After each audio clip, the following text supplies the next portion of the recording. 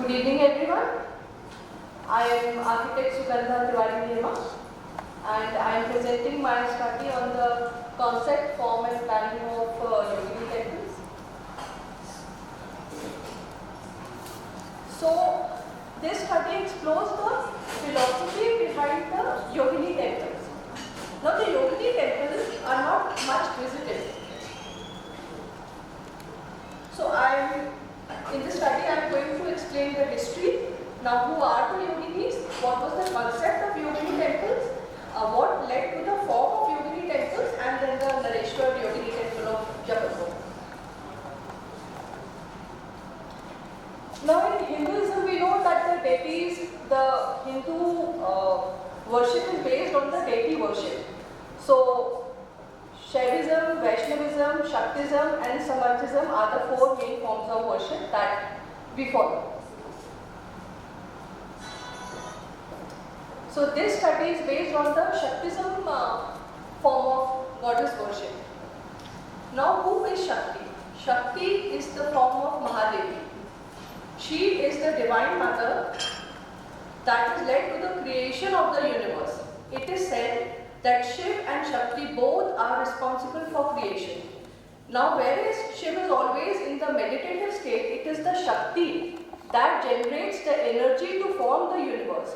So the gods use their Shaktis to create the universe, whereas we should not interpret them as male and female. It is one energy field but only two different aspects of the same energy.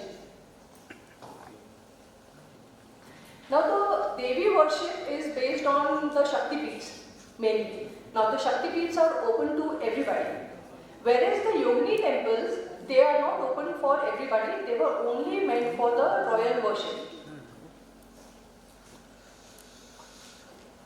So why is this study important? ये study से it leads to us कि कैसे एक temple का scale, उसका ornamentation, उसकी philosophy और उसका purpose can define what the temples holds its place in history. Now the Yogini's temples are also based on the same philosophy. The philosophy is same. Deities say we need something from the deity, we worship the deities, we worship her for nurturing, for strength, for protection. That is the basic philosophy of deity worship. But the scale, the Yogini temple are very different from the rest of the temples in terms of scale. They are very small. The purpose is much more powerful than the usual temples. Majorly the Hindu temples were made so that everybody goes into the temples, finds clarity, calm, strength. That was the basic philosophy behind building a Hindu temple. But the philosophy is same, but the purpose of the Yogini temple is entirely different. And it was this purpose कि ये temples इतने rich होने के बावजूद they have been hidden in history. They were discovered in 20th century, though they were built between 9th to 12th century. For such a long period, they just remained hidden. So scale, इनका बहुत छोटा होता है. They are hidden in plain sight. You know there is a temple, but you cannot make out the temple. There is no ornamentation on the boundary walls. There are no elaborate gateways. There is no decorated pathways. So the scale is very different. It is a very human scale. The ornamentation is very different. The philosophy is same and the location. Indian temple of Vastu Shastra में the temples are usually built in the town center. कभी भी जब towns planned होते थे, the temple was always in the center so that it was approachable to everybody and everybody could go there. But the Yogini temple had a very different location. They were within the city limits, but they were hidden from the general public. So ये तीन बड़े major part of study है, scale, ornamentation and purpose of the study. Now, generally these temples are called the 64 Yogini temples. 64 means 64. Now, how do we know why only 64 Yoginis? So, they are based on the concept of what we call Matrikas. Yeah, Yoginis. They are also called Matrikas, Yoginis, forms of Mahadevi, forms of Ma Durga. That is the basic concept behind Yogini temples. So this is a cult in the Shaktism form of worship that celebrated the feminine power. अब ये जो feminine deities थी, ये सिर्फ they were not gentle, they were powerful. उनकी पूजा ही की जाती थी for specific powers, and hence they were worshipped by the royals. Now there is a lot of folklore around the Yogini temples. बहुत सारी कहानियाँ हैं, locals के बहुत सारे inhibitions हैं वहाँ ऐसी जगहों पे जाने के लिए, क्योंकि it was called that the Yoginis were thermomorphic and they could actually shape-shift into another female animals, or if they got angry they could turn a human being into an animal also. So the philosophy was this also that लोग उसके पास नहीं आए, क्योंकि this has a very specific purpose only for the royals, और वो भी it was to be kept quiet. The form of worship was secret and it was based on tantra. Now tantra is nothing close to what we call jadoo tona. That is not tantra. Tantra is alchemy. That is what tantra is. So जैसे how do we make a parrot shivling? Parrot shivling, there is a chemical process to it जहाँ पे जो mercury जो कि poisonous होता है, that is converted into a more easy form of worship, and that is alchemy. So because of this folklore that they had, they could actually shape shift, or they were thermomorphic, and people did not visit the temples much.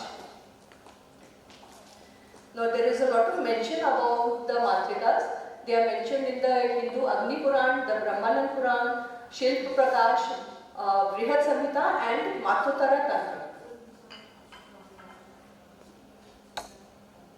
Now because this is a cult, this originated mainly in central India and it progressed to as far as Tibet. Lekin in our country we could not approach these temples so easily, as the Tibetan Buddhism adopted the Matutara Tantra. Now in Brihad Samhita was written by Varamihi, who was an astronomer. So he has mentioned Yoginis, and out of the 13 Yogini temples, the major 7 to 8 temples were in central India. Why? Because the central India marks the crossing of Tropic of Cancer या कर्क रेखा. कर्क रेखा क्योंकि MP के पास से गुजरती है, MP में से गुजरती है, and all the regions that the कर्क रेखा touches, वहाँ का जो climate होता है वो tropical हो जाता है. So the skies are clearer. The astronomy, Varamihi was an astronomer. So he could, his study was based on the nakshatras and the stars and constellations, and hence Central India में, this is one of the main reasons कि ये वाला जो cult था, ये ज़्यादा Central India में develop हुआ, and then it progressed further. Now Matrikas, the concept of Matrikas are based on 7, 8 and 9 Matrikas. Sapta Matrikas are from Brahma ki Shakti Brahmani, then Shiv ki Shakti Maheshwari, Kartikeya ki Shakti Kaumari, Narsimha ki Shakti Narsimhi, Vishnu ki Shakti Vaishnavi, Indrani ki Shakti Indrani, Indra ki Shakti, Varha ki Shakti Varhi, or Ganesha from Vinayaki. But in the first 7, Vinayaki was not included, and when the concept of 9 Matrikas came, तब Chamunda was included. Now, when you look at the names, ये जो major Matrikas हैं, Kaumari, Narsimhi, Indrani, Varhi, Vinayaki, these are warrior goddesses. They are not the nurturer goddesses, they are the powerful warrior goddesses.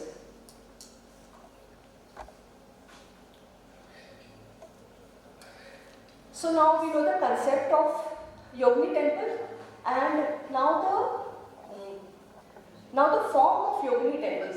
Yogini temples भी मंडला में ही बनाए जाते हैं. Now there is such a subtle difference you will see. जो temples होते हैं, they are also based on Vastu Purush Mandal. We divide a particular piece of land into 8 by 8 के units, and we get 64 divisions, and that is the square or rectangular form of Vastu Purush Mandal, whereas the Yogini temples follow a circular mandala. And why circular mandala? Now this is where जहाँ concept से form आता है, architecture का whole philosophy is based on form follows function. तो form, concept, function सब कुछ साथ में आ जाता है. Like one of the speakers who said कि circle क्यों? Now there were various approaches to why a circle. Now circle represents Shiva, which is continuous, which has no beginning, no end. One concept was, one approach was this. Second was sun, the cyclical nature of time that goes on and on. So that was the another approach. The third was time. Like time never ends, the time just goes on. So this was also one of the approaches. The Yogini temples were also built on circular mandala. Isme the focus was Shiva in the center, and then the whole circle was divided into 64 portions. Not just 64 portions, north की yoginis अलग थी, northeast की अलग थी, northwest की अलग थी, and so on and so forth. Now, जो जबलपुर का जो योगिनी टेम्पल है, that was also based on nakshatras. So हर 64 का जो 8 डायरेक्शंस होते हैं, तो कंसेप्ट इतने क्या कवर कर लिया? It covered the nakshatras and it covered the 8 directions according to the Vastu Purush Mandala. Now there are 4 major shrines of yoginis that are actually alive, or what should we say, not alive, that have actually survived the atrocities of time. So 2 of them are in Orissa and 2 of them are in MP. The surviving temples, the Hirapur and the Ranipur Yogini temples, both of them have different Yogini postures, and while the Bhedaghat temple has a different Yogini posture. Now all of these yoginis, they are not the smiling, soft female goddesses. The Hirapur Yogini temples are with the Vahanas and in standing posture, whereas the Ranipur Yogini images are more in the dancing posture. The Bhedaghat temple, all the yoginis are seated in Lalita Asana. So now, as I said, the central India has 7 to 8, actually had 7 to 8 yogini temples, out of which only 3 are surviving. Now what is very ironical is the one that is in most dilapidated condition is of Khajuraho.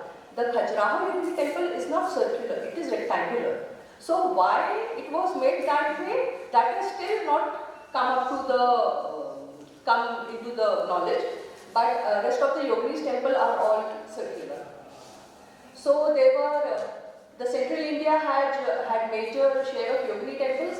The Jabalpur Nareshwar Yogini temples in Bhedaghat, which is the largest. Then there was Gwalior. There were 2 in Shahdol. There is 1 in Khajuraho. There is 1 in Hingalgarh. There are 2 in Damo. So that makes 7 to 8 Yoginis temples. Then there were also in Lalitpur, Varanasi, Jharkhand, Yogmaya, Delhi, and the Kanchipuram Yogini temples. Now what is interesting is the Yogini temples were being made simultaneously. Now MP is divided into we divide MP into the Kalchuri rulers, जो कि central India में थे, then the Parmas, वो भी central India में थे, and the Chandelas.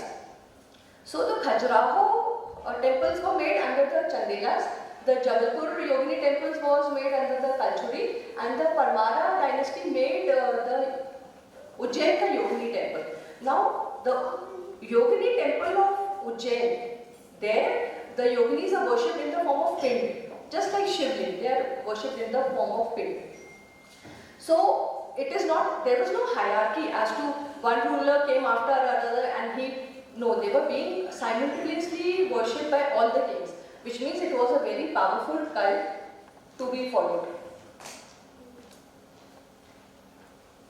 So now this is where we come, where is the concept, form and planning of the Yogini temple. Now ये बहुत ही आसान लगता है कि अच्छा सिर्फ एक ये फिलॉसफी है, लेकिन ये पूरी फिलॉसफी ने कल्ट बनाया, इसी फिलॉसफी से एक अलग काइंड ऑफ मंदिर बने. And hence this is very important to understand the concept, the form and the planning behind the philosophy of Yogini temples. Now Yogini temples जो थोड़ा literature available है वो that is all based on iconography. The most extensive work that has been done on Yogini temple is by Vidya Dharija, and that also we can approach from the internet archive section. So now Yoginis worship the Bhumandalas, the worship of fire, earth, water, air and ether. They were, very important thing was they were open temples. None of the Yogini temples had roof. Why? Because they were based on tantra. Tantra means there were havanas being done, there was mantra chanting being done. So the energy rotated, the energy was circulating in that circular arena only, and it was not. It was just contained there. So this is the why the circular form was adopted in Yogini temples. And circles have been mentioned throughout time and various civilizations. Now the Nareshwar Yogini temple. Why I have taken this topic for my study is, now that the Yogini's temple have come into limelight, the Khajuraho temple is already enlisted in the UNESCO World Heritage Site, but the Jabalpur Yogini temple has just entered the studies. And because people do not go to the Yogini's temple, that is why it is very important to understand and to remove the fear behind it, because people are more scared of visiting a Yogini temple, though there is no Tantra worship anymore in the Yogini's temple, and till the time. Why? A temple is still relevant only if people go and visit the temple. So the whole purpose of this study is that the fear is removed, people understand the philosophy behind it, and people approach the Yogini temples with reverence and not fear. That is the whole concept of temple worship, that we go to the deity with faith and not fear. So in the Nareshwar Yogini temple, this is the biggest Yogini temple of all the Yogini temples. It has a 120 feet dia, and here the river goddesses were also added, Ganga, Yamuna and Narmada. And because it was meant for the royalty, hence it was known as the Nareshwar Yogini temple. This is the photograph. There are niches. There are 81 niches. As you can see, the columns are not that ornamental. Only the Yoginis are ornamental. All of the Yoginis are sitting. All of them have different vahanas. And this is again a paper where the Yogini temple was very important to understand the astronomy. And why 81? Because each nakshatra is actually divided. Earlier it was divided into 3 padas. One nakshatra is divided into 3 padas. So 27 nakshatras, each divided into 3 padas, makes 81. Hence, this Jabalpur Yogini temple had 81 niches. Then this was the study by Vidya Dharija ma'am, which is very extensive and very, very beautiful. And just this one thing I want to show. Of all the Yogini temples, one thing very important is all of them are located in the vicinity of a river.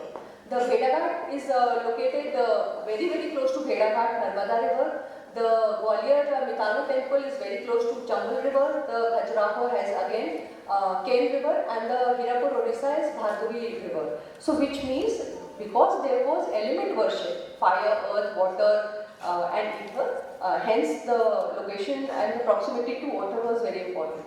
Also, the scale was not very big, so somewhere between 3 feet to 6 feet was the highest boundary wall of the temples. And that is all.